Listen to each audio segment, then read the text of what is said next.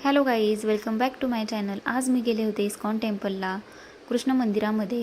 हे मंदिर आहे कात्रज कोंढवा रोडला, टिळकर नगर येथे। हे मंदिर खूप छान आहे। मंदिरात जाण्या अगोदर खूप मोठी लाईन लागलेली होती गाड्यांची पार्किंगसाठी, आणि आज खूप गर्दीही होती।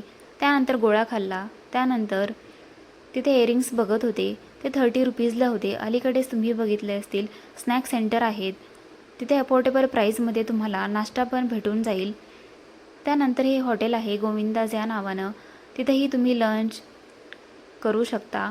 टेस्टही खूप छान आहे व राहण्याची देखील सोय आहे।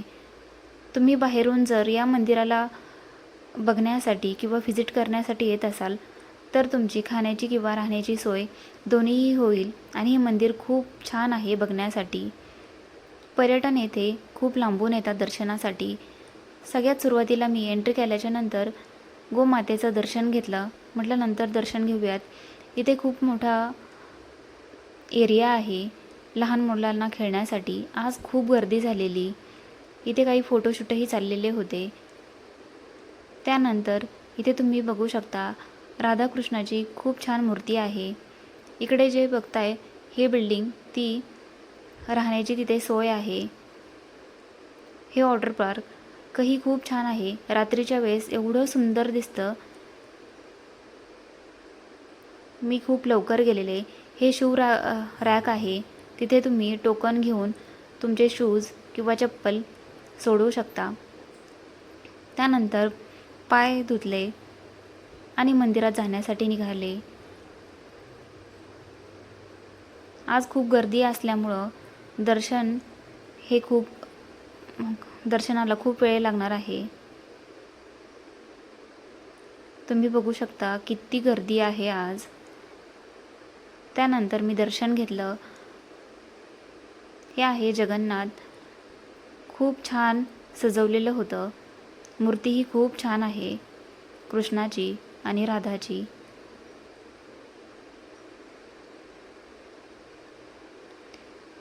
तुम्हाला तिन्ही मूर्ती मी यामध्ये दाखवल्या आहेत। त्यानंतर हे पेंटिंग कोणी काढलं असेल माहीत नाही, पण खूप छान पेंटिंग आहे। या मंदिरामध्ये गेल्यानंतर एवढं प्रसन्न वाटतं की बस।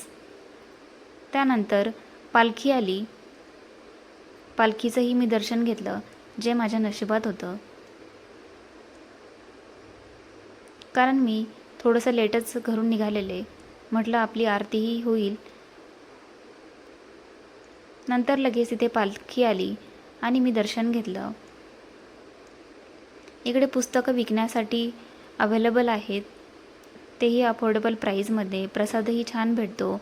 आणि हे जे मंदिर बघताय हे बालाजीचं आहे, खूप छान मंदिर आहे। त्यानंतर मी इथे काही फोटोज काढले। त्यानंतर दर्शन घेऊन खाली आले मंदिरामधून। इकडं कालिया नागाचा वध केलेला होता कृष्णाने, इकडं तीच मूर्ती दाखवलेली आहे। त्यानंतर मला काही खरेदी करायची होती। मी इस्कॉनच्या गिफ्ट्समध्ये गेले, तिथे काही मला धूप घ्यायची होती। मग धूप घेतली, काही बुक्स बघितले। बुक्स तर मी घेतले नाहीत। इकडे लहान मुलांचे टॉयजही खूप छान होते आणि अफोर्डेबल प्राईजमध्येही तुम्हाला इस्कॉन टेम्पलमध्ये गिफ्ट्स मिळून जातात।